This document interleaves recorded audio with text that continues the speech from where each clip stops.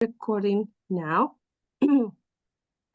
But as I said to you in the very beginning, the purpose of this session is for you to then understand what reflection is and what reflexivity is and how it is relevant for your research journey, and connecting all these ideas with other ideas that we have discussed in the previous week and with Richard on Monday. So he already kind of introduced you to these notions. We're going to go deeper today. And always with the idea that you're also keeping a researcher journal. So there's a connection as well with the notion of reflection and the researcher journal. We want that researcher journal to be reflective. That's why understanding reflection is important. So 3 key moments in this session. We're going to look at reflection as a dimension of this course unit in relation to the 10-step pilot study. We're going to look at, what a research journal is, how it is different from a diary, for example. And finally, we want to move on to reflexivity in the MATSOL research.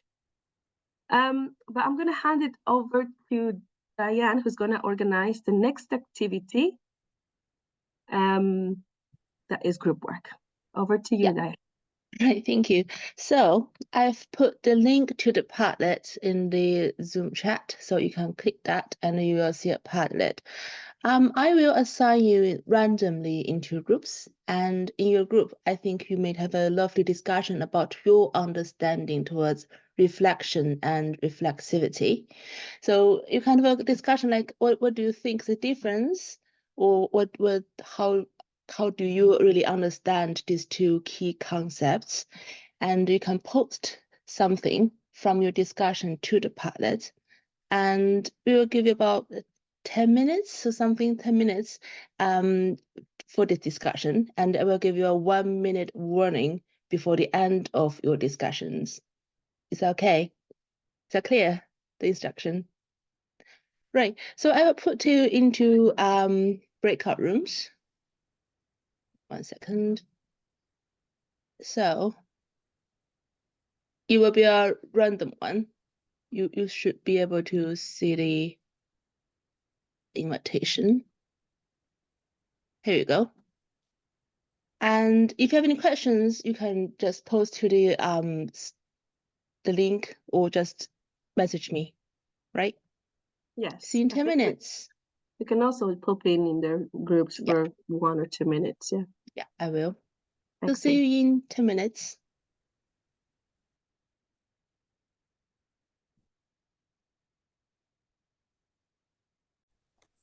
Excellent, great. Now, am I sharing my screen? I think I am. I was looking at your comments, and you're not far away from, what these two concepts are about. They're definitely closely related to one another. Reflexivity cannot exist without reflection, for instance, yeah? Anyone wants to say anything? Anyone, any person from each group? Or shall I just randomly read what's on the screen? Andre. Yeah. Excellent. The differences between reflection and reflexivity. Okay, what I understand about those two terminologies. So first, reflection is actually our reflection on the process of research we are doing. So there is a critical thinking there about what we are doing. We rethink again, and then what sort of thing that's probably should be fixed there, or what sort of thing should be done there. And then when we are talking about reflexivity, is actually being attentive for what we bring into the research. It can also mean that bring all previous knowledge with us. Like, that's why reflection kind of, has linked with the reflexivity, because what we do in reflexivity is actually bring our previous knowledge, which can be sort of the reflection itself. So that's actually what I really understand about these two terminologies. I think you have a really good understanding of both of these concepts. And most of your posts go along the similar lines. Anyone has a different idea about these two concepts? Anyone else? Is anyone confused about these two concepts? I can see some people going, yeah, probably. Okay, we're going to leave it there. I am quite pleased about what your first initial understanding of reflection and reflexivity is. It is an initial understanding because today we're going to go a bit deep, and hopefully you'll see more of the detail for each bit of these two different notions. I'm going to go back to the presentation, and I am checking now that I have a question here. Oh no, there's just a comment that says what reflexivity and reflection is. Okay, so people are using the question link, which is great. Right, now last time, and I don't know if you can see this bit, but last time Richard talked about, you having to keep a researcher journal. Excuse me. Part of your first assignment actually is a two-part assignment, what you do in DRC. And that first assignment, it has to do with, it's basically a reflective piece of what you are going to be developing for that assignment. And there are steps. And each one of the steps, there is a researcher journal that asks different questions for you to think about as you engage with step 1, then step 2, step 3, step 4, step 5. He probably also told you that there are different modes of reflection. When we talk about modes of reflection, we talk about reflection in action, reflection on action, and reflection for action. Probably Richard as well explained to you that as you engage with step 1, 2, 3, 4, 5, 6, 7, 8, 9, 10, you are reflecting in action as you engage with every step. So by the end of your reflections, each of your, to let's say 10 entries, 1 per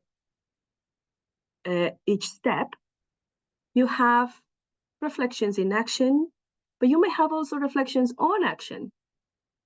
I'll tell you more about this in a moment.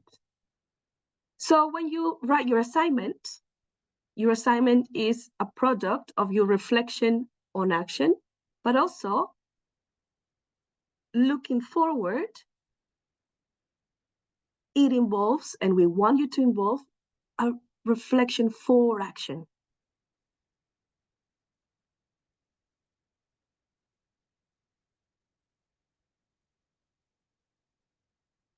There you go. So that part 1 is that research report, and then the part 2 is that reflective commentary. Now let's unpack what we are talking about when we refer to reflection in action, reflection on action, reflection for action. Now, Donald Shun, developed his work in around 1983, and he wrote this book called The Reflective Practitioner. He looked and interviewed different practitioners, from teachers and architects and psychologists and different professions. And he asked them, how do you know what you know? Tell me how you know what you know. Give me examples of situations that are interesting to you and how do you think about them. So he looked at how people, or what kind of processes people undertake when they start or they engage in an initial or the initial process of reflection. So people who have read his work notice key ideas that he described and talked about and evidenced through data from the data he collected. The first notion that he talks about is knowing in action. Knowing in action. And this is how he defined it. The knowing built into and revealed by our performance of everyday routines of action. So, knowing in action. Put it in a simple way. Knowing in action is that thing that you know how to do because you are performing it. You have done it so many times that it just comes to you. Then we have an example. Actually, is part of that same quotation. Knowing in action often takes the form called felt path. As we type on the keyboard, for instance, or play a musical instrument, for example, our performance follows a pattern of next, next, next. Can I see some hands here? Does anyone play a musical instrument? Yeah, can see some people nodding. Yeah. So when you start learning a musical instrument, you're very aware. You're like kind of, where do I put my finger? How do I do this? So on and so forth. But when you learn how to do or play that musical instrument, you're hardly thinking about it because you have practiced so much that it just comes to you. And then if you meet other musicians and you start improvising, you really don't know what's going to happen. You probably go, okay, let's play this song. But then let's imagine that one of the musicians you're playing with starts doing something strange. That you're like, oh, that sounds great. I'm going to improvise as well. And I'm going to do this. You become aware of what people are doing, but you're doing it because you know it. So it's knowing in action, something that you have already understood. You're applying it, you're practicing, knowing in action. That's the first key term that John talks about in his work. Then, knowing in action, we moved on to reflection in action. Now, knowing in action is basically our knowledge, what you know because you have developed that knowledge through practice, through doing. So reflection in action refers to what we already know, that knowing in action, what we already know how to do includes a remarkable ability to take note of surprise and respond to it and be puzzled, uncertain, or doubtful, if only momentarily, and respond smoothly through one-spot experiments. I really think that sometimes, when we quote things like that and not the whole text, and we just show a snapshot of what reflection in action is, sometimes it's hard to understand, but I will simplify this concept. So reflection in action refers to, it actually starts with a situation that you want to understand, a situation that suddenly is like, oh, I haven't experienced this before. What is this? You're trying to understand. It is interesting to you. It's kind of something that you really haven't experienced and you really want to understand it. And I'm going to give you an example as teachers. We're in the classroom. You're teaching in the classroom. And then you're giving instructions. We're going to do A, B, C, D.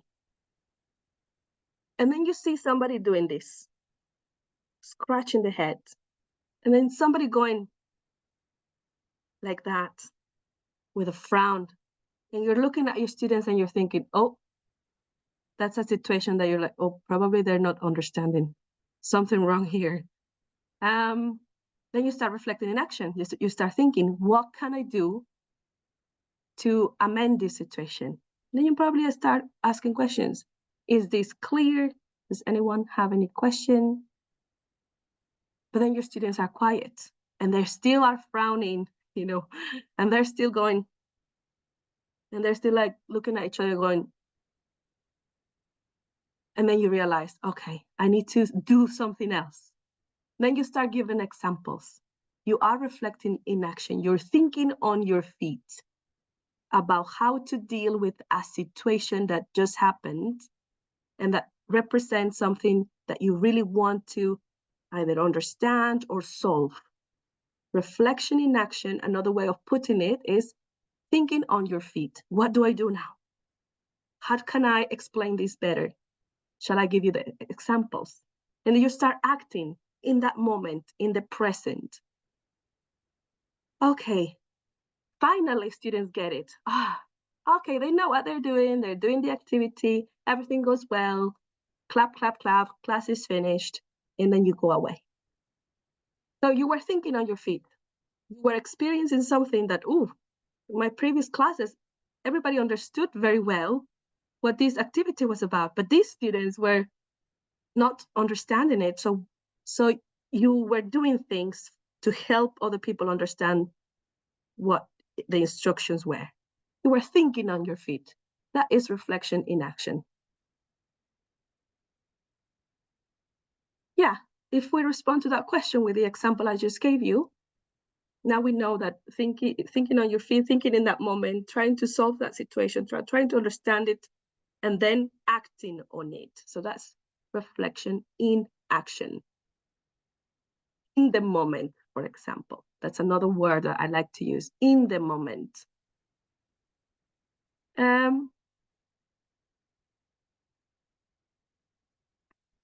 Now let's move to reflection on action.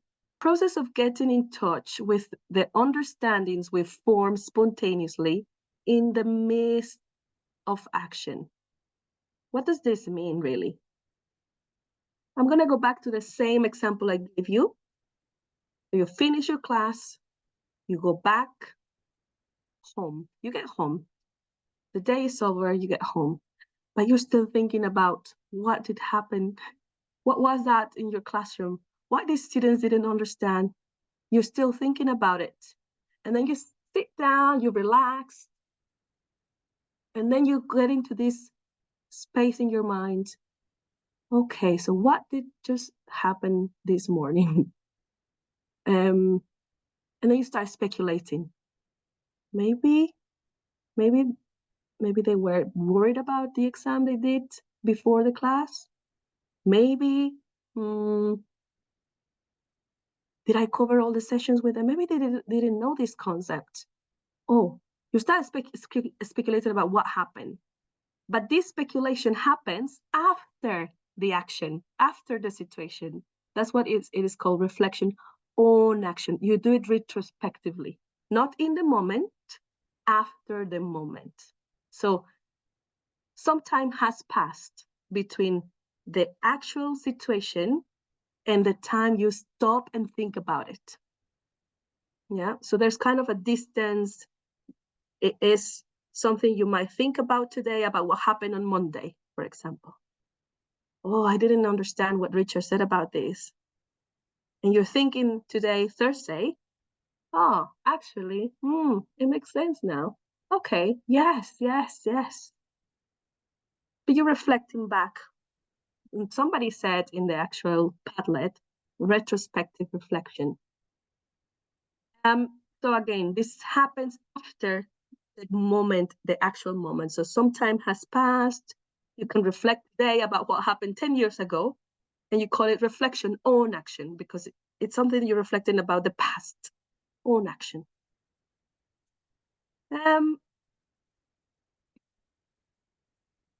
So if we think about your journal entries, so today we are still in week 2. hopefully you started your reflective journal last week.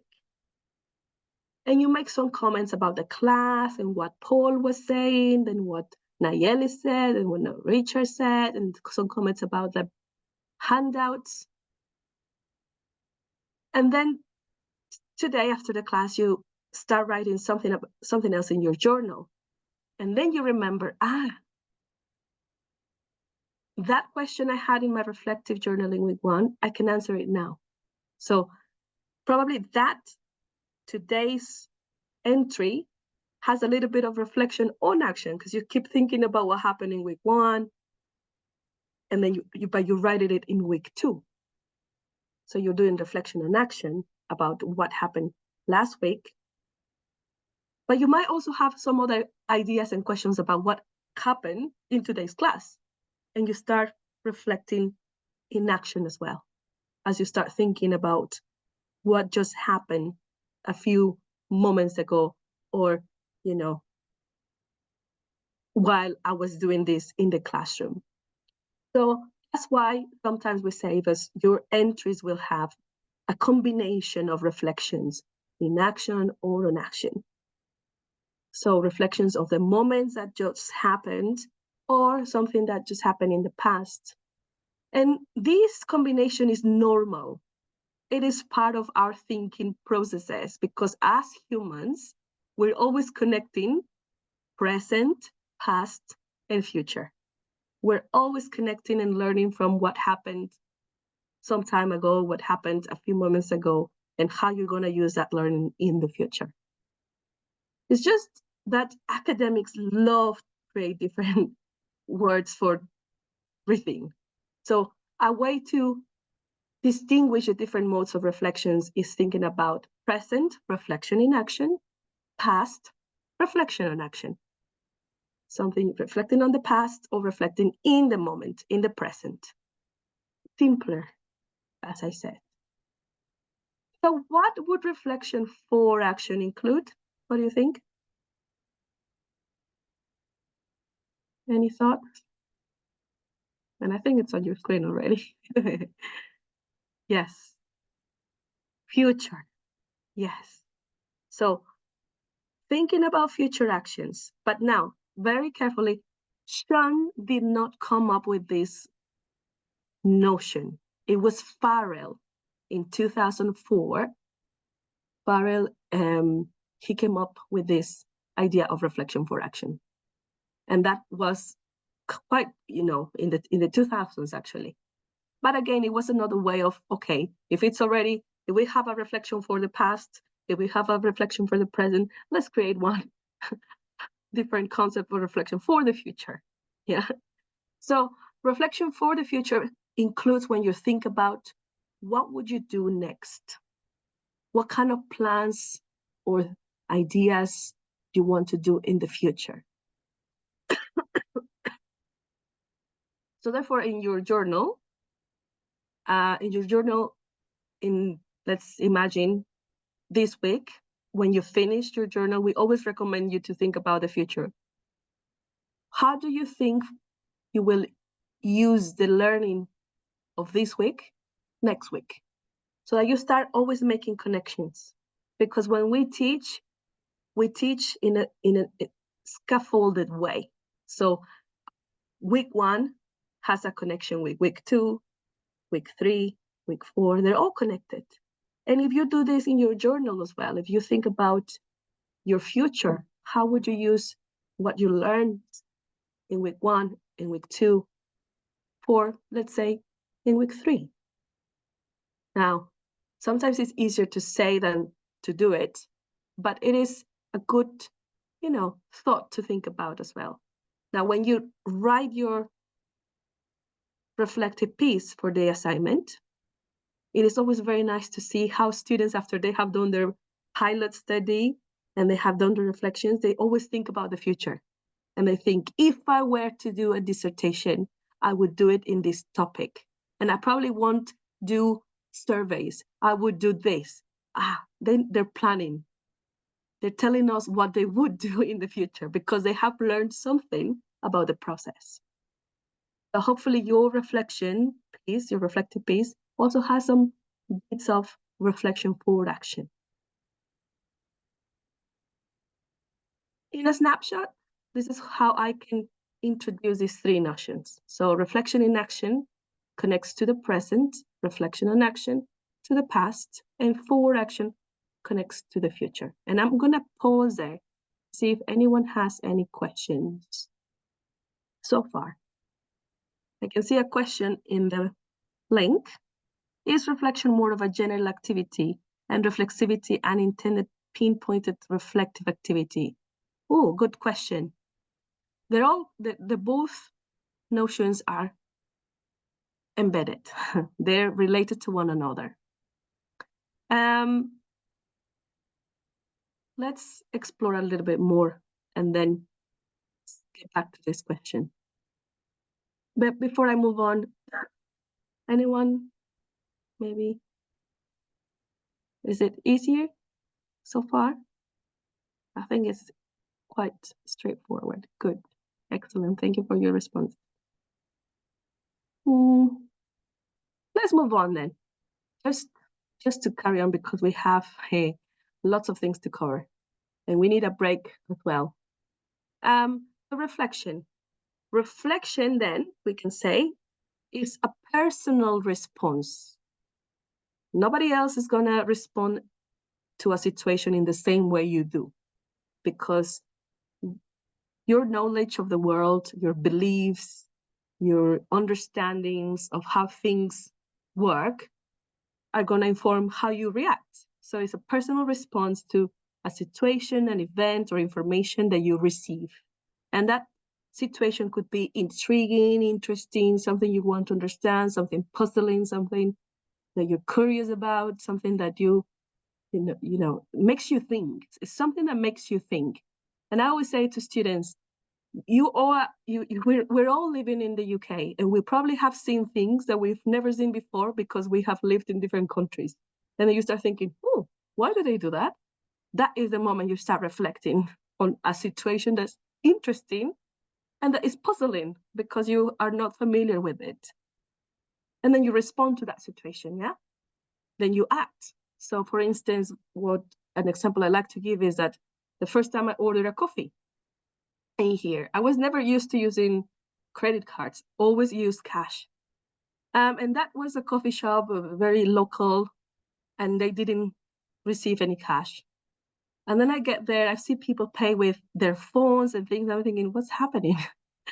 Why is it nobody using cash? And then I learned, okay, so I need to, make use of this and that, and therefore I need to do this in order to buy that. Okay. And it was strange. It was something, you see, that's interesting because we don't do that in Mexico. We still, exchange, our cash and all. Just an example of a day life, kind of intriguing situation that could trigger reflection. Reflection is process. It's a thinking process. Reflection helps us to connect past, present, and future, because we want to learn from our experiences in order to improve future experiences. So I learned in that situation that I need to, use my debit card or, my phone in that case, if I needed to do a transaction such as a coffee, because cash is not, really used a lot. I learned, and therefore I made sure that next time I would purchase a coffee in that specific shop, I would bring what I needed. So I wanted to improve my experience instead of just going back again with cash and then going through, oh, we don't have cash, you need to go and get this. Okay, if I don't want to live through the same thing, I need to improve my situation. And that's a simple, just example, but we could also implement this in our classroom. Going back to that example I gave you about you thinking about why students didn't understand my instructions, you then, when you start doing your reflection and action, you think, okay, probably this happened, probably that happened, maybe next time I can do this, and that. Oh, and you come up with a plan. If something similar happens again, Now I know that I could do X, Y, and Z. So models of reflection. We have Dewey's reflective spiral. Now,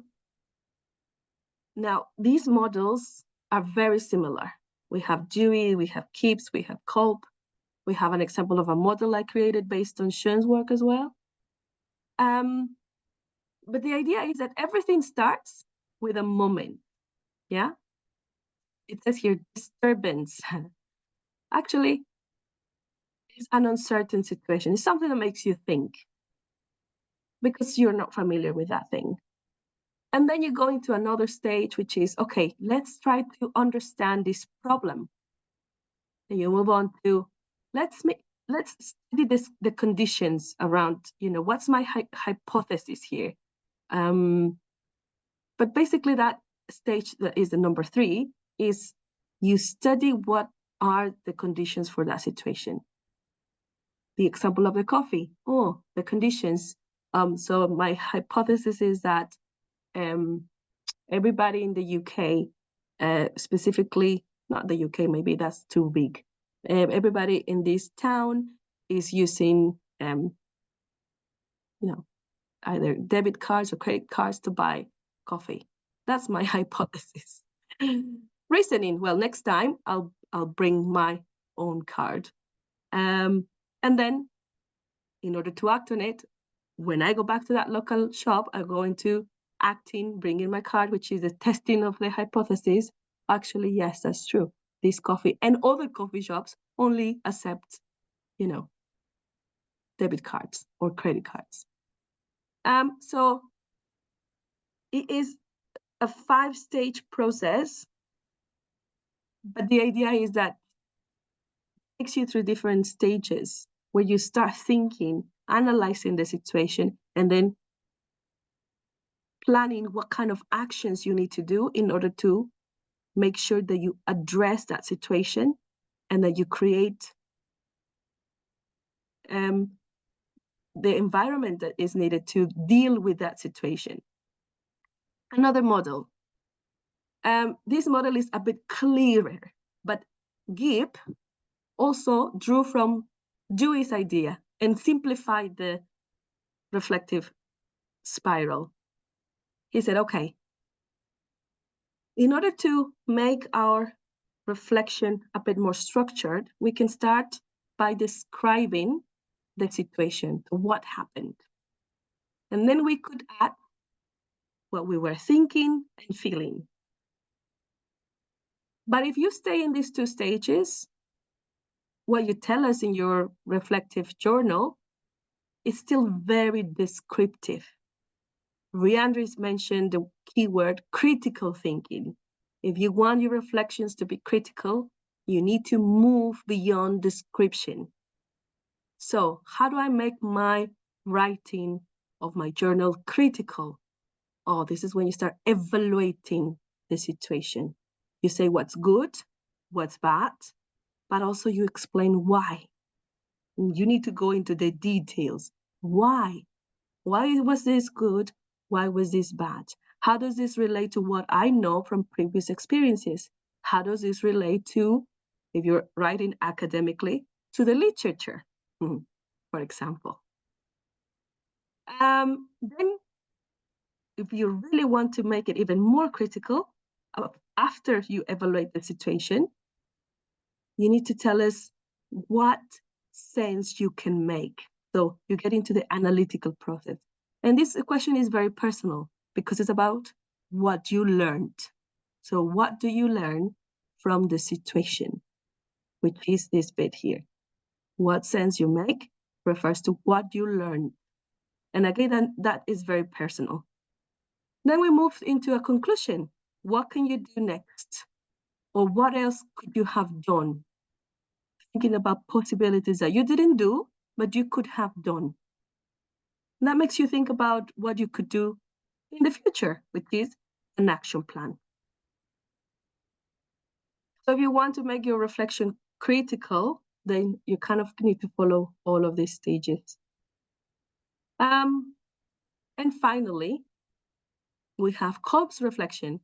who instead of having 5 stages, he just said, well, actually, we can cover everything with 4 main steps. So we experience a concrete situation, then we need to tell the people that we're writing for what happened. Then we get into a more reflective mind by answering questions such as, what did I experience this? How did I feel? What did I do? What were the consequences of my actions? And so on. If I want to be more even critical, I need to then link my concrete experience that I lived to things that I have read. Literature, why did this happen? What does the literature say about, similar cases? And finally, what will I do in the future? Exactly the same as the other ones. But it just has fancier names. Remember, academics like fancy words. So everything starts stage 1, a unique situation. Again, you experience something that makes you think. Then you go into the stage of appreciation. What does that mean? Oh, you create an initial understanding of the situation. And that initial understanding is going to be informed by your own knowledge, your previous experiences. Then you act on the situation. You do something about it. And after you act on that situation, which is the stage of action, you probably learn new things. That's the stage of reappreciation. And after you learn new things, you look into the future. What would I do next? It's exactly the same as the other ones, just fancier words, yeah? Don't let the terminology to confuse you. It's exactly the same, very similar to the previous 3 models. Now, how is it structured? Oh, actually, we also have the question, what happened? We also have the question, what did I feel like?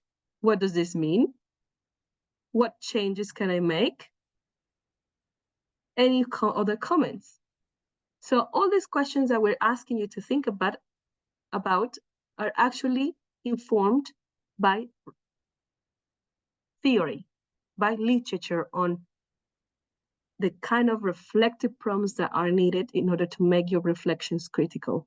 So yes, it is important that you answer all of those questions when you start writing in your journal, because that's the only practice you're going to get to help you develop your reflective skills, your critical thinking. And if you don't cover them all, then you probably are missing out from that process of developing reflective and critical skills. Somebody asked me a couple of years ago, do I need to do all that? Well, only if you want to develop your reflective thinking and your critical thinking. Yes. Everything has a reason. Right. Let's take a break and we'll see each other in 5 minutes. Yeah. Any questions that you have, just put them in the chat box or in the link and we'll get back to those in 5 minutes. We're going to pause there and see you in 5 as well. So this is what I was saying.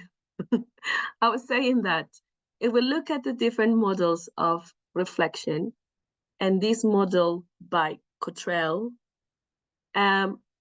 we can see how reflective thinking and critical thinking connect. Just as we start reflecting by describing a situation, what, when, who, and where, we need to move beyond that descriptive level to start answering questions such as why and how. And if we go back to the Padlets here, you do have these 2 how and why questions. Somebody wrote why. So yes, exactly. Being reflective is about getting to the nitty-gritty of why. Why did you do that? What informed your thinking? How do you do it? More importantly, tell us, so what? Okay, now that you have experienced all this, so what? What's the value of all this? how are you going to use this learning next or in the future? So that's why critical thinking and reflection are very connected and linked to one another. I'm going to close that just in case, so that I don't get confused. And I'm going to open again this because I'm aware that I need the link, and I can see people asking questions. So please keep them coming. I'm going to make a pause at some point to answer to your questions.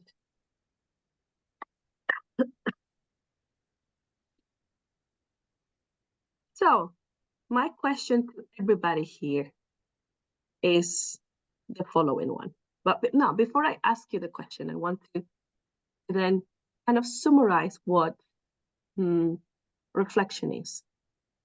If we read the literature, we can see in the literature that reflection is considered very personal. It is about your, remember that concept that says your personal response is your thinking, your cognition, how you think, the way you reflect. Nobody else will reflect in the same way because nobody else has experienced the same things you have experienced. No one else has your knowledge. No one else has your values, your beliefs. So you are very unique. So people say reflection is your own thinking processes. But my question to you is reflection a wholly introspective activity? And I want to hear you or read your comments on the chat box to respond to that question. What do you think? Excuse me.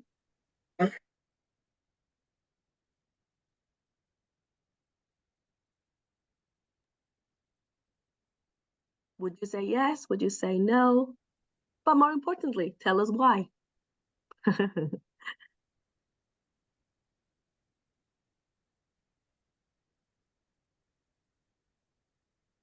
No comment? We don't know? Not sure? Interesting. Let me see. Yes, we can talk with others about our thinking, isn't it? Okay, good. Now think about a theory that can help us to justify why we talk to other people. Anyone?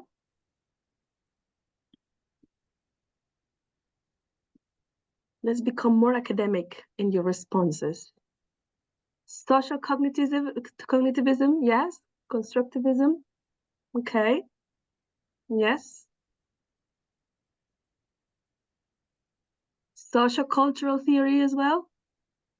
Yeah. Excellent. So I'm glad to hear your responses actually, because talk can help to, inspire more ideas. I think who's iPad 8? Is that Cordelia? Yeah, maybe. Yes. Remember to change your names as well. It's important that you change your name in Zoom because after the session I do a registration of who was here. So you don't want me to put iPad 8 and then if it was you, then you don't, it's like you missed out the class. So make sure you change it to your name. Scaffolding might help. Yes, correct. All correct. Yes. So we can say that reflection is not wholly introspective. We're human beings. We have a need to talk to each other. Yeah, socialize our learning. We have, I don't know if you have heard of that notion. So socialize your learning. And we're always talking about what happened and how things happened and what you did. You find your friend, your colleague, you find a brother, a sister, a cousin. You're always sharing your experiences with people. And there you go. We have that social cultural dimension in the notion of reflection. As people think individually about their experience, their values, assumptions, beliefs, knowledge, and then think about future, what can I do next after I have learned this from this experience? We socialize, we talk to each other. So your friends, your family, the environment in which you grew up, any context that you are in contact with will not only inform your own thinking, that's another thing, because when you live with other people, you're learning from them. Therefore, it's influencing your thinking, and you probably are influencing them as well as you engage in interaction. Yeah, when you grow up. There is an idea of group reflective practice. Yeah, group reflective practice is when you come together with other people, other academics, other practitioners, because group reflective practice is not only practiced by teachers, a lot of medics, doctors, people who work in healthcare and other professions as well, they come together to look at different situations and experiences and cases and learn from those cases, share knowledge, create knowledge, write about it, share it. That's why we write research, for example, because we want to learn, we want to contribute to knowledge, and we want other people to learn from that as well. So group reflective practice is another notion that talks about people coming together with the purpose of learning from one another, learning from their practice in order to improve it. So they help each other make sense of the situation. Sometimes you may not have all the answers and you might need, somebody else's opinion, perspective.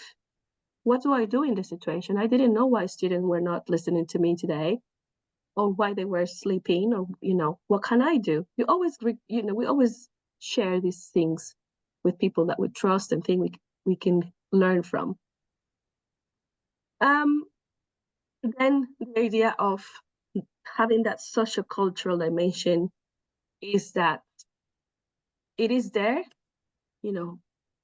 because people can guide us to find our research focus, for example. Now, you're not going to be working with somebody, you're doing your pilot by yourselves, but you have your tutors and you get feedback from the tutors, and you have your peers, and you probably will talk about your research ideas with your peers. We encourage you to have a critical friend. So I like this quotation here from Hallowell and colleagues, who says, research is ultimately a collaborative endeavor. Yeah, so if you were to do a PhD students have their own supervisory teams. So they're always sharing their thinking. I think I can do this because of X, Y, Z. That you guys are, shaping each other's project. But as you engage in your pilot study, you have your tutors, you have your peers. Why is it useful then? Because it helps us to surface how we can, as researchers, are connected to the research, theoretically, experientially, and emotionally. So sometimes you might think, this is a very good idea, but I don't know if there is any theory in relation to this. What can I do? When you talk to people, such as we did today, what kind of theories can we use to justify this? Oh, social cultural theory, cognitivism, so on and so forth. We help each other. Facilitate deeper reflection. Yeah, again, sometimes if we cannot go beyond the description level, we recur to people, we go to people to talk about things, and somebody says something and you're like, oh, I haven't thought about that. Actually, maybe you have a point. Let me do this. And then you start, suddenly the brain starts working and you're like, yes, I got this. Yeah. Right. The social cultural dimension of reflection is embedded in DRC. Yes, because again, you will receive feedback from your tutors, written and oral. We trust that you will, you are comfortable enough to contact us and ask us questions, but also we trust that you know that it is important to talk to your peers, discuss your ideas with your peers. Even if you have the same idea for the same research topic, your research is going to be completely different because you're two different people with different values, with different backgrounds. Even if it's the same topic, you could share. Actually, that's why academics who are interested in the same topic come together. They go to conferences that are about the same topic they're doing research because they learn from each other. Yeah? Right. Now let's get back to that handout that you have. And the handout, these bits of the handout, let me see. Oh, 1 second, I have it on my second screen. Nope, that's not my second screen. That's my notes. Where is my, here you go. Okay, we have here a section in your handout that talks about researcher diaries and journal. Now there's a big distinction between one and the other. When we keep a journal, we do this because the main purpose of keeping a journal is because we're going to share its content.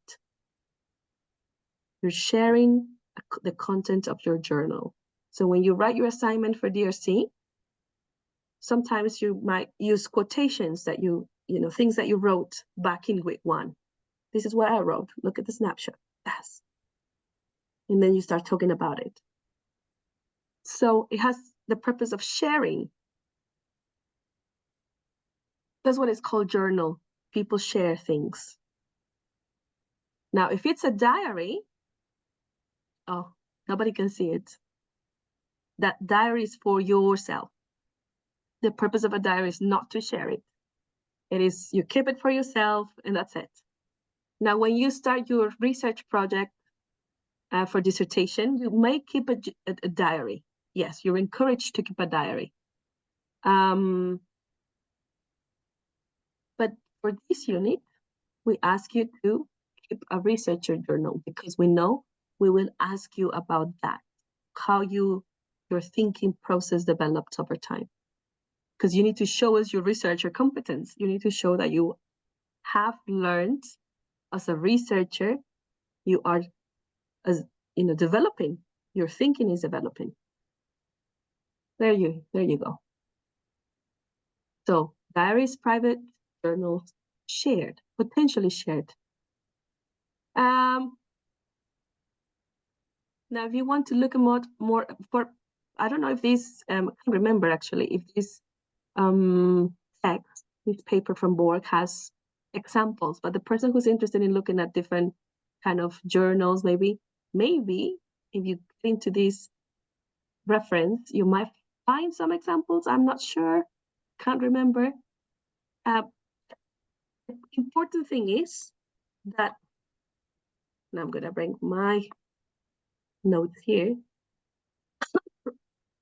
There are benefits of writing a research journal. Thank you so much. So when you write a journal, you're helping yourself to go deep into reflecting, and the reflective thinking. You're identifying what's important to you as a person and as a researcher. You're developing your researcher identity and you're documenting it. What wonderful thing to do. Documenting how you learn and how you develop as a person, as a researcher. You may, talk about your anxieties, your fears, and that's good because you are human. Everybody's human. And recognizing that you might sometimes be afraid, that's completely fine, because then you can say, okay, what can I do to ease my anxiety? Maybe talk to a friend. Maybe I will share my ideas with my tutors or somebody else that has the same interests. That's important to do as well. And if you keep a product which is physical, you will have a sense of achievement. I get this all the time. I don't know what I'm doing. I don't think I'm making progress. I'm stuck. Well, if you have a journal, if you have a notebook and you're writing things, I bet when you look at that journal and then some weeks have passed, if it's something that you have written on paper, well, you can see my paper, but there you go. If you something that you can read on paper, then you think, hold on, I'm not stuck. I have ideas. I have done things. I'm not just being lazy, as I think, because what happens with us as humans is that sometimes we sabotage ourselves. Yeah, we think, oh, I'm not good enough. Oh, I'm not da da da. But no, when you see a product, something that you are developing, you get a sense of achievement. You get a sense of, oh, actually, I'm learning. I didn't need to be perfect from the beginning. I'm showing that I'm learning. Good. And then you can move on and go to other things that are, also important. We've done this bit, actually, responding, addressing to all of the questions in your research journal, because they're informed by the process of reflection, by reflective models. It is something now that we can understand as, okay, going through these questions is going to help me to go deep into my thinking and become more critical. The more you do it, the easier it's going to be to write that reflective piece for your assignment. If you don't do it enough, it's going to be difficult to write that final reflective bit if you haven't done it, because you need that practice. And reflection takes time to develop, takes practice. That's why it's important that you do it over and over again.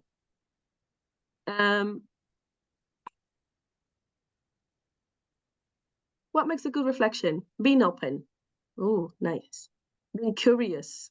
We have those words from Richard and Paul as well. Being patient as well. You don't need to have all the answers. They will come to you. Just be patient. Being honest to yourself, to others. Being transparent. Being rigorous. Yeah. So becoming analytical. So not just stay in one stage. You want to go beyond the descriptive level, as we mentioned before. Possibility. This is something that last year we were talking about with students. What does plausibility look like in the research journal? Now, first of all, what is plausibility? What is plausibility? Any thoughts? And this is another fancy word that comes in the literature. But basically, what makes your researcher journal credible?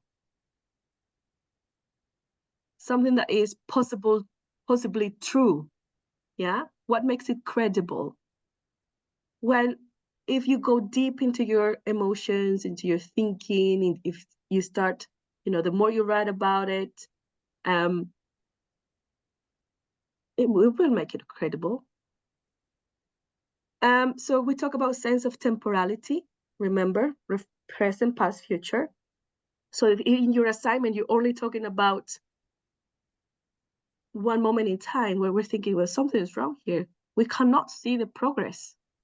How do you get, okay, you said you learned this, but how do you get to this learning? We want to see that progress, that process. And this is when we start suspecting, maybe this person didn't keep a journal, just wrote it at the end, because it's not showing any evidence of that progress. Yeah. It's hard to prove, but when as people who read lots and lots and lots of assignments, we think, okay, this doesn't look like people took the time to write it. It's just like, looks like it was put together on a whim. And we can tell. Recognition that thinking and feeling about any aspect can change. Okay, thinking about what do you learn? What can you change? Coherence amongst the parts. The parts are present, past, and future. Those type modes of reflection. Examples, yes. So I mentioned quotations. Give us an example of your journal. So what do you write in week 1? Put it there. Thinking about your ongoing learning and getting to a theoretically informed place. Good. I like it when sometimes students in the reflective journal, they start thinking about what they have read in the literature and making links. very clear and explicit links. This connects to XYZ from the literature. Now, when we get into the idea of reflexivity, reflexivity is asking us to always justify your decisions. And to justify decisions, we need to use theory, literature. I'll tell you more about it in a minute. So if you're interested to get to know more about researcher journals, go to that link. Hopefully it will work. And let's move on to reflexivity. But before we move on, I'd like to ask if we have any questions. We're almost done. Good. Put in your questions there. Let me see if people have questions on the link I shared.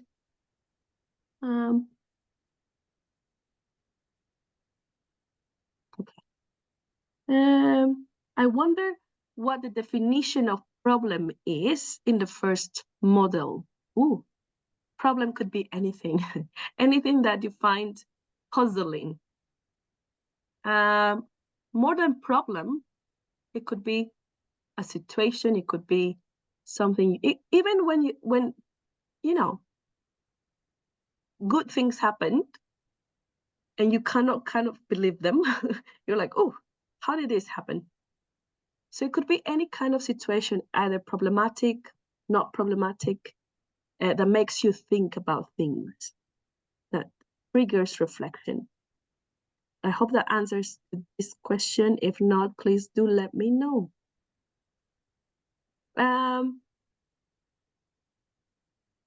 Okay, to answer to the question before that is whether reflection is more general and reflexivity is more pinpointed, we need to cover the bit of reflexivity. Let's move on to reflexivity then. Now, reflexivity, as I said, cannot exist without reflection. We need reflective thinking, we need reflection in order to address reflexivity. And people in the academic world, they think about these two concepts in different ways.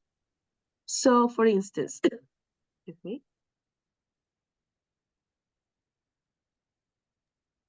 excuse me. For instance, we know then that reflection, yes, it is introspective. It is about your own thinking, your own understandings, because you go deep into your beliefs, your knowledge, your values, your perceptions of the world. Yeah. But reflexivity is about making those reflections that you have created and developed, make them explicit to others, articulate your thinking to other people. So if you see here, I have two images. So reflection is kind of going deep into your mind, into your knowledge, into what you think and believe and value, what's important to you. But this is always, we know, in connection to the world. There's always that social cultural dimension, because you can share knowledge and your knowledge is developed because you're part of a social cultural and bigger context. So reflexivity in research is all about examining those reflections and making them available to people to explicitly state those reflections when you write something, when you present your research ideas, to justify every decision that you make, to have a justification for it. I think in the Padlet, people say, let me see the Padlet. Being attentive to what research is going to be about. Okay, if you're attentive to what research is going to be about, you're considering different aspects from the context. I like that. Good. You're being attentive, not because you want to be attentive, it's because you need to tell people what kind of things are influencing your research ideas. So the idea of articulation to others is part of the notion of reflexivity. Let's read this bit. Reflexivity challenges researchers to question, examine, and articulate, as a key word, articulate their assumptions. Who they articulate these assumptions to? To other researchers, when they write in a research paper, when they write a book, if they write anything, when they present, they need to articulate, they justify their decisions. And the impact had on it and vice versa. Don't worry about this bit. I'll explain this bit in a minute. Let's move on. What other ideas about reflexivity? Reflexivity is an ongoing process. Yes, that requires reflection, a process of self-awareness. Self-awareness is another concept that describes being reflective or doing reflection. So it is adopted by researchers in an attempt to demonstrate the trustworthiness. So remember, people who do qualitative research that is focused on other people's experiences, they're not looking at this to find out the absolute truth. We're moving away from the positivist perspective and going into a more social constructed knowledge. So we do write about our reflexivity in research because we want to build that trustworthiness. We want to tell people this research is trustworthy. Yeah. And this is something that Paul covered in week 1. So you may want to revisit the key concept of trustworthiness. And I like this one, which again means turning of the researcher lens back to oneself. Yes. So that description here is reflection. So when we reflect, we're turning the view of ourselves, our knowledge, beliefs, assumptions, values. Yes. So it means to reflect and recognize and take responsibility for your situatedness. This idea of situatedness means take responsibility for your actions, take responsibility for how you see and do research. Right. Let's move on then. The idea of trustworthiness, and I'm just going to mention this because we have seen this all already, talked about these concepts. Trustworthiness is involving 1, 2, 3, 4 aspects: credibility, transferability, confirmability, dependability. Credibility is all about how confident the researcher is in the truthfulness of their findings. Transferability, how well the researcher describes the context. Remember, we're talking about qualitative research. Most of you will be doing qualitative research. Confirmability, how neutral the researcher is in the research. Dependability, how much detail is provided. So these things are part of the idea of trustworthiness, which is only developed through reflexivity. Now, reflexivity gives attention to complex relationships. That's what you were saying. Oh, being attentive,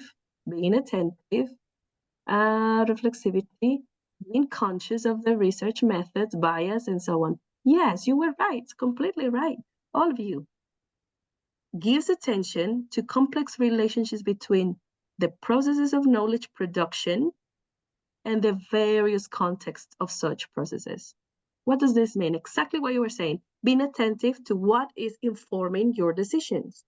So if you read a book or a specific theory, that theory is informing your thinking. If you have conversations with Job, Zainab, Richard, Diane, myself, we're informing your thinking. If you have conversations with your peers, they're informing your thinking. Are you attentive to them? Are you transparent about who is influencing your thinking?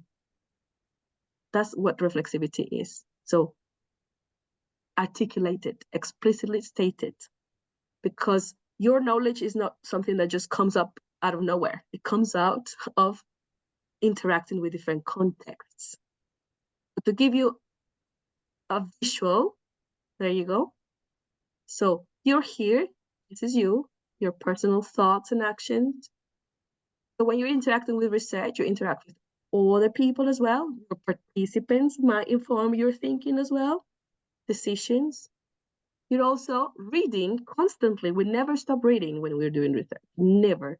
You read concepts and frameworks and theory. You read about different research methods, and you take decisions. Yeah, you say, okay, I'm not doing a mixed method approach. I'm just going to be focusing on a qualitative approach because you have a reason. You articulate that reason clearly. You state it clearly. Why do you decide to do qualitative research and not, quantitative research? What are your values? You state this explicitly. But also the political and social context where we live, our institutions, also inform your thinking.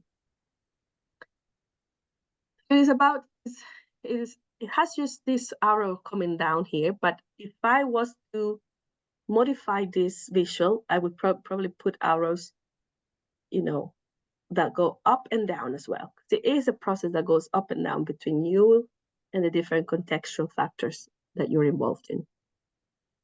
So yes, definitely, everybody was right.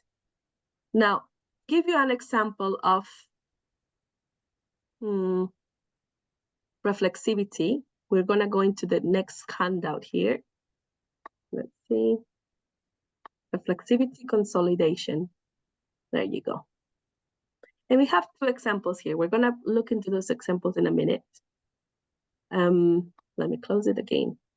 So in week 1 of DRC, we talked about how people doing research relate to different research paradigms, if you remember, research paradigms. And we talked about people focusing on a more, scientific approach, this positivist approach, where the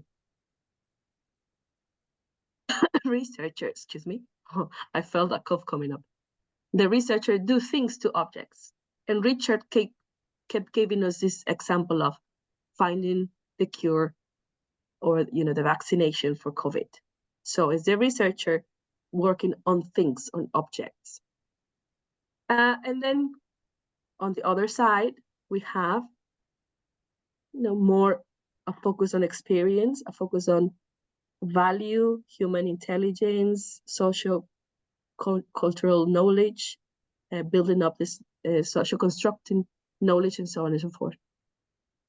So this other extreme is then the researcher working with people. So they're influencing each other. And as we said before, and Richard has said this, and Paul has said this, most of you, if not everybody, will do this kind of qualitative research where you need to be aware of what, apart from your understanding, what else is informing your knowledge, what kind of theories, who is informing your knowledge, and so on and so forth. So the idea then that reflexivity is concerned with an ongoing, so something's happening all the time, mutual shaping interaction between yourself and the research. Yeah. So how you influence research, the influence of the researcher on the research, but also how the research influences on you. And I'll give you an example. So when you do your pilot and you have gone through all this process of reflection, you have went through all these steps, you're going to learn things. And you probably won't be the same person as you were before you started it, because you know things that you didn't know. And because your learning is going to make you think, oh, if I haven't done this research, I probably would have never learned all these things. So this is when we say the research influenced the researcher. So again, there's a mutual shaping influence. It's not just you influencing the research is influencing you because you're learning more things. And the more you learn, you take more decisions. And those decisions will influence then how you interact with your participants, how you interact with your research, what you write about it. So mutual shaping influence. And we have then this visual just to capture what we just said. Somebody mentioned in the Padlet, reflect on the research methods. Reflexivity is about looking at research methods, bias, and so on. Yes, exactly. That's what you were saying.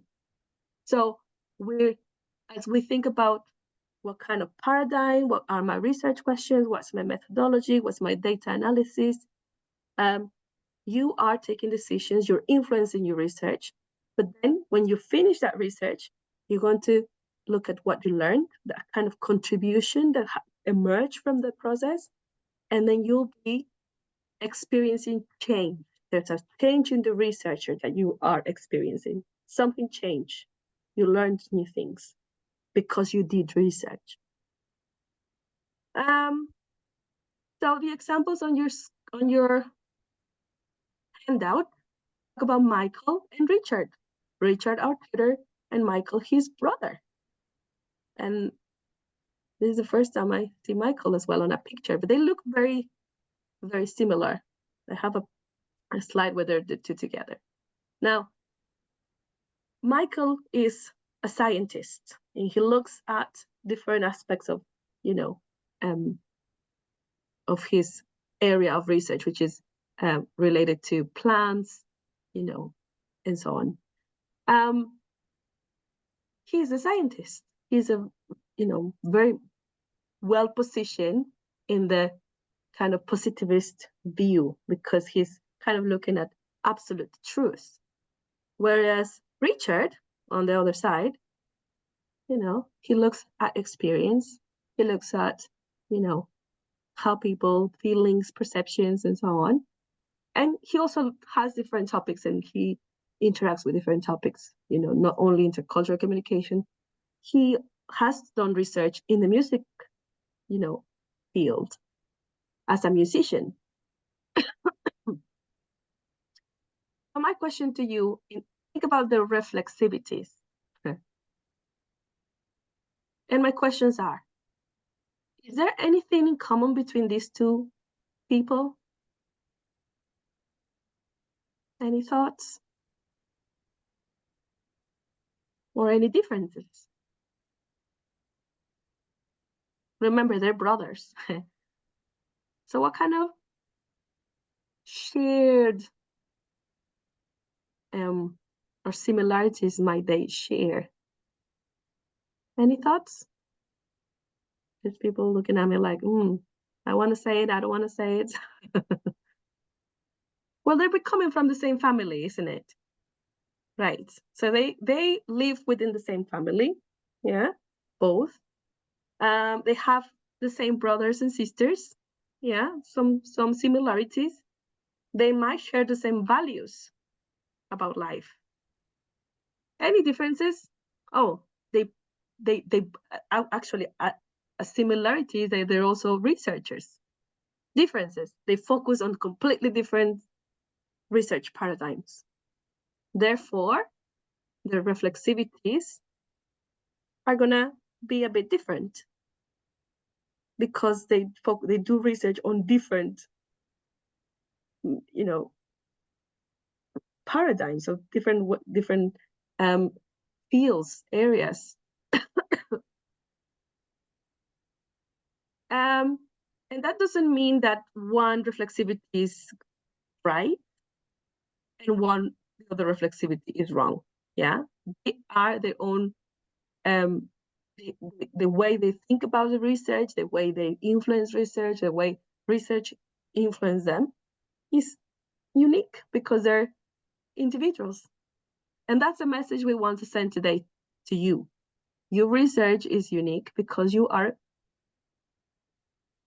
the person you are and because nobody else is you. Yeah. So the learning point. If you want to learn more about, these two cases, you can read in detail that handout. So all these bits that I have underlined are, I'm going to cover them in a minute, but they're going to be really quick because we're finishing actually the session. Okay, so close. Yes, I want to leave. Yes. Okay. Let's go back to you and your research and your pilot study at the University of Manchester in the MA TESOL program. Your reflexivity then involves a recognition by your person, you're the researcher, by their researcher, that they influence the research. So you're taking decisions about your research. Nobody else, not the tutors. I'm not taking decisions for you. You're taking decisions for your research. Yeah? You're responsible for those decisions as well. You can discuss them and we can give you feedback, but you are the ultimate person who shapes research. That you bring specific understandings to your research. Nobody else has the same background, knowledge, understandings of the world than you. Yeah? That's why you're important in the research process. And that your research will be unique. Yes, definitely. Nobody else will do the same research, even if they focus on the same topic. So don't worry if somebody else has a similar idea. Don't worry. They're going to do their own thing, and it's going to be unique in the same way your own thing is going to be unique.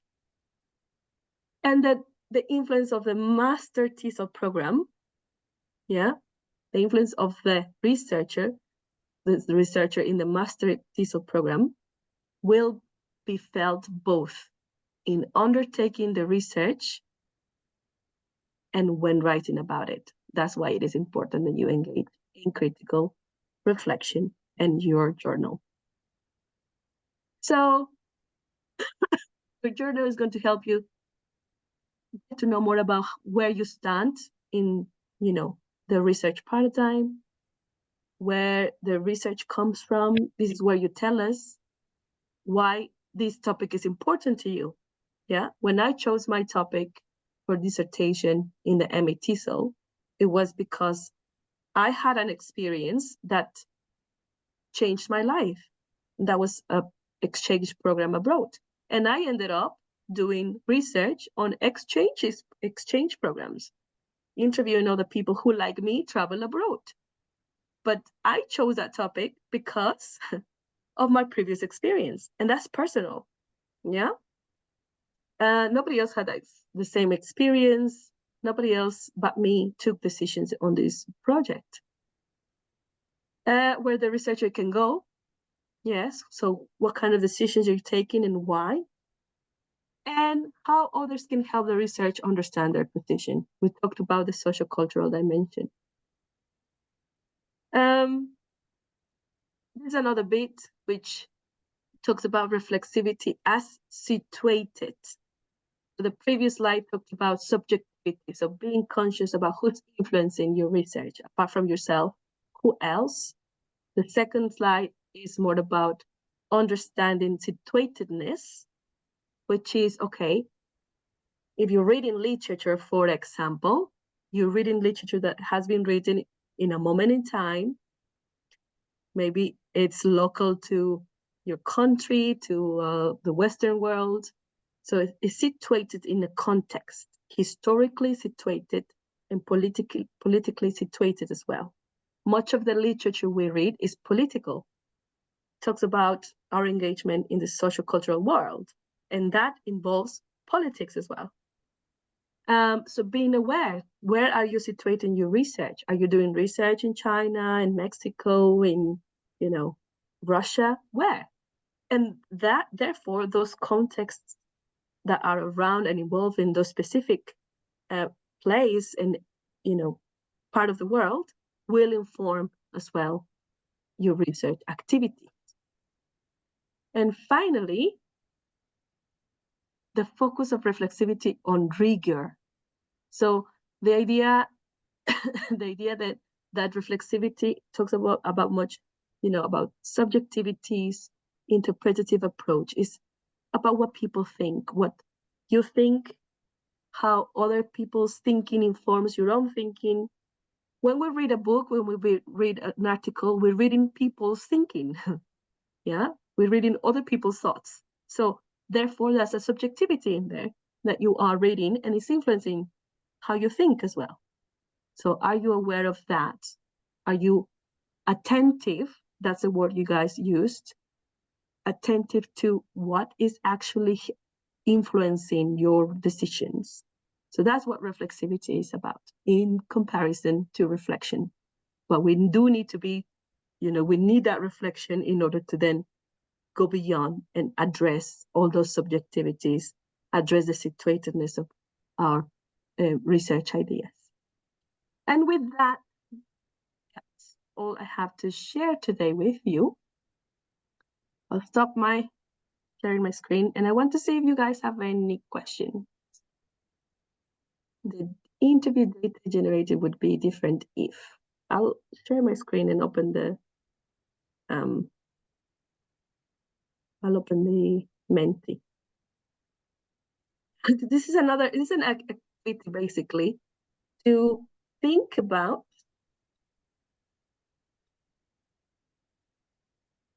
how reflexivity will be different. So submitted your question, if you clicked on the link, not your question, your response to the sentence, the interview data generated would be different if. Do we have a link for the answers, Diane? Yes, we do. So hopefully we have, okay. Yes, Diane already put another example. The interview knows the details of my research aims and purposes. Yes, imagine you want to interview somebody, but that somebody knows everything about my research. What you get from them is going to be very manipulated than if you're doing an interview with somebody who doesn't know anything about your research, yeah? This is where you need to be a bit creative. Let's see what people have put. Okay, people are sharing then. Thoughts? Yes. 8 responses. The interview data generated would be different if her focus of teaching is different than mine. Correct. The interview is a teacher who comes from another country. Correct. If using different methods. Correct. I hope that's teaching methods. The interview data generated would be different if the quantity of the interviewees gets bigger. Yes, the more teachers you interview, you get lots and lots of data. The interview data generated would be different if the context of the teachers are different. Correct. The interviewee teaches students of different age groups. Correct. Maybe you cannot relate to somebody who's teaching, in kindergarten because you have always taught in high school. The interviewees have different cultural backgrounds. That's correct. I keep zooming it up. Okay, what does that mean? Like if you keep giving answers instead of letting the person talk, maybe. But yes, you're all correct. So this example gives us a little bit of a snapshot of why reflexivity, and the decisions you take about your research methods and how you're going to gather those methods will be different if you take different decisions as well, or if the contextual factors you're interacting with are different from your own contextual factors. So this is, again, the idea of making yourself more aware of why things are different in research, because it's you shaping the research, but also the different contextual elements shaping your research as well. I know time is up, but I do want to make myself available for another 10 minutes. I'll stay around. If you want to have or ask any questions, you can also email me. I'm happy to have more conversations with you about this topic, but hopefully everything is a bit clearer. You were really good in putting your initial understanding of reflection and reflexivity. Now you have more ideas and you can complement that initial understanding with the other elements that we discussed today. Thank you for coming. Have a good day. I'll see you next time. Have a good Bye-bye. day. Sorry, before